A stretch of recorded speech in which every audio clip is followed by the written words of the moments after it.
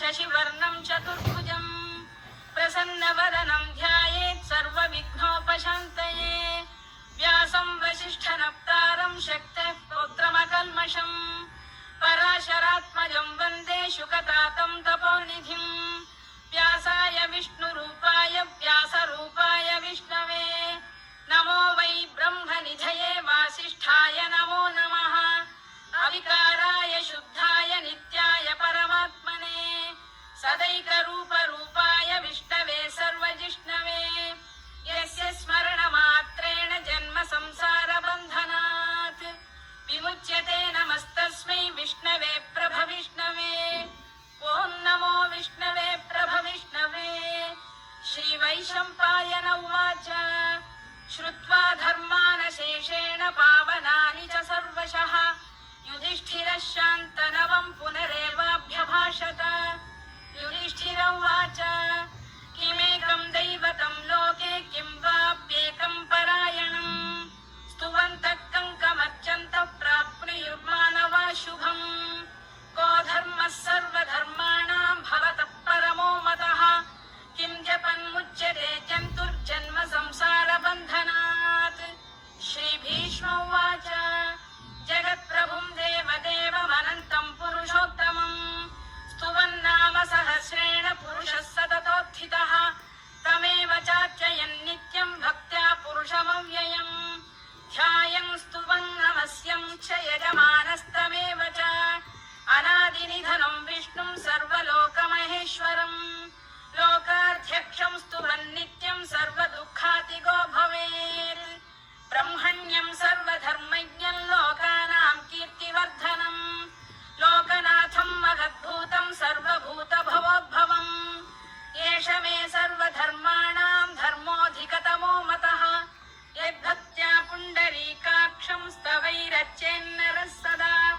परमं यो महत्तेजः परमं यो महत्तपः परमं यो महद्ब्रह्म परमं यः परायणम्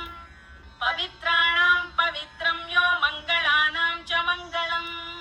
दैवतं देवतानां च भूतानां यो व्ययः यतः सर्वाणि भूतानि भवन्त्यादियुगागमे यस्मिंश्च प्रलयं यान्ति पुनरेव युगक्षये तस्य लोकप्रधानस्य जगन्नाथस्य भूपते विष्णोर्नाम सहस्रं मे शृणु पापभयापहम् यानि नामानि गौणानि विख्यातानि महात्मनः ऋषिभिः परिगीतानि तानि वक्ष्यामि भूतये ऋषिर्नाम्नां सहस्रस्य वेदव्यासो महामुनिः छन्दोऽनुष्टुप् तथा देवो भगवान् देवकीसुतः अमृतांशुद्भवो बीजं शक्तिर्देवकी नन्दनः त्रिसामाहृदयं तस्य शान्त्यर्थे विनियुज्यते विष्णुं जिष्णुं महाविष्णुं प्रभविष्णुं महेश्वरम् अनेकरूपदैत्यान्तं नमामि पुरुषोत्तमम् अस्य श्रीविष्णोर्दिव्यसहस्रनामस्तोत्रमहामन्त्रस्य श्रीवेदव्यासो भगवान् ऋषिः अनुष्टुप्छन्दः श्रीमहाविष्णुः परमात्मा श्रीमन्नारायणो देवता अमृतांशोद्भवो भानुरिति बीजम् देवकी नन्दन श्रेष्ठेति शक्तिः उद्भवः क्षोभणो देव इति परमो मन्त्रः शङ्खबृन्नन्दकी चक्रीति कीलकम् शार्ङ्गधन्वा गदाधर इत्यस्त्रम् तथाङ्गपाणिरक्षोभ्य इति नेत्रम् त्रिसामासामगः सामेति कवचम् आनन्दं परब्रह्मेति योनिः ऋतुः सुदर्शनकाल इति दिग्बन्धः श्रीविश्वरूप इति ध्यानम् श्रीमहाविष्णुप्रीत्यर्थे सहस्रनाम जपे विनियोगः ध्यानम् क्षीरोदन्वत्प्रदेशे शुचिमणिविलसत्सैकते मौक्तिकानाम् मालाक्लुप्तासनस्थस्फटिक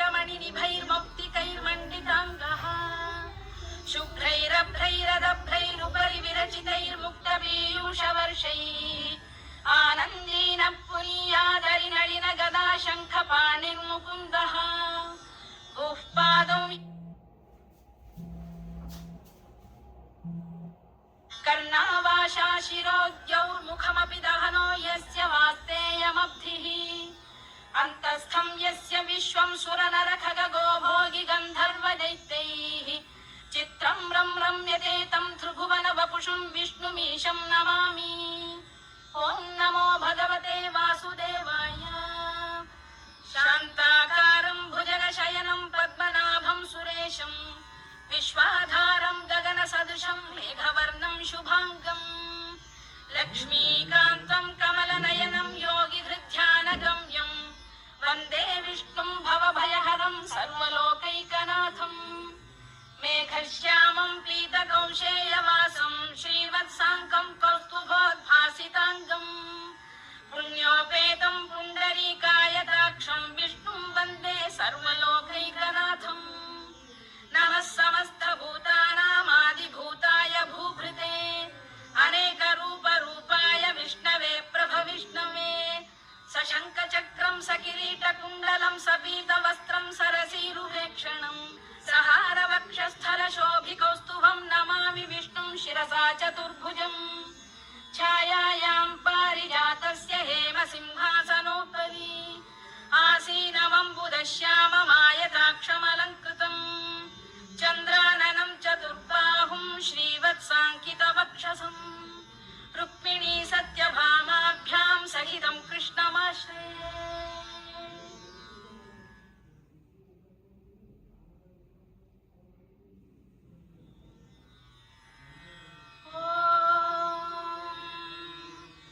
विश्वं विष्णुर्वषत्कारो भूतभव्य भवत्प्रभुः भूतभृद्भावो भूतात्मा भूतभावनः भूतात्मा परमात्मा च मुक्तानां परमागतिः अव्ययः पुरुषः साक्षी क्षेत्रज्ञोऽक्षर एव च योगो योगविदां नेता प्रधानपुरुषेश्वरः नारसिंहवपुः श्रीमान् केशवः पुरुषोत्तमः सर्वशर्व शिवस्थाणुर्भूतादिर्निधिरव्ययः सम्भवो भावनो भर्ता प्रभव प्रभुरीश्वरः स्वयंभूः शम्भुरादित्यः पुष्कराक्षो महास्वनः अनादिनिधनो धाता विधाता धातुरुत्तमः अप्रमेयो ऋषिकेशः पद्मनाभो मरप्रभुः विश्वकर्मा मनुस्त्वष्टा स्थविष्ठस्थविरो ध्रुवः अग्राह्यः शाश्वतः कृष्णो लोहिताक्षप्रदर्दनः प्रभूतस्त्रिककुब्धाम पवित्रं मङ्गलं परम् ईशानप्राणदप्राणो ज्येष्ठः श्रेष्ठः प्रजापतिः हिरण्यगर्भो भूगर्भो माधवो मधुसूदनः ईश्वरो विक्रमी धन्वी मेधावी विक्रमक्रमः अनुत्तमो दुराधर्षः कृतज्ञः कृतिरात्मवान् सुरेशः शरणं शर्म विश्वरेता प्रजाभवः अघः संवत्सरो व्यालप्रत्ययः सर्वदर्शनः अजः सर्वेश्वरः सिद्धः सिद्धिः सर्वादिरच्युतः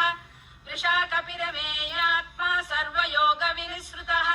वसुर्वसुमनः सत्यः समात्मा संमितः समः अमोघः पुण्डरीकाक्षो वृषकर्मा वृषाकृतिः रुद्रो बहुशिरा बभ्रुर्विश्वयोनिश्रुतिश्रवाः अमृतः शाश्वतस्थाणुर्वरारोहो महातपाः सर्वगः सर्वविद्भानुर्विश्वक्सेनो जनार्दनः वेदो वेदविदव्यङ्गो वेदाङ्गो वेदवित्कविः लोकाध्यक्षः सुराध्यक्षो धर्माध्यक्षकृताकृतः चतुरात्मा चतुर्व्यूहश्चतुर्दंष्टश्चतुर्भुजः भ्राजिष्णुर्भोजनं भोक्ता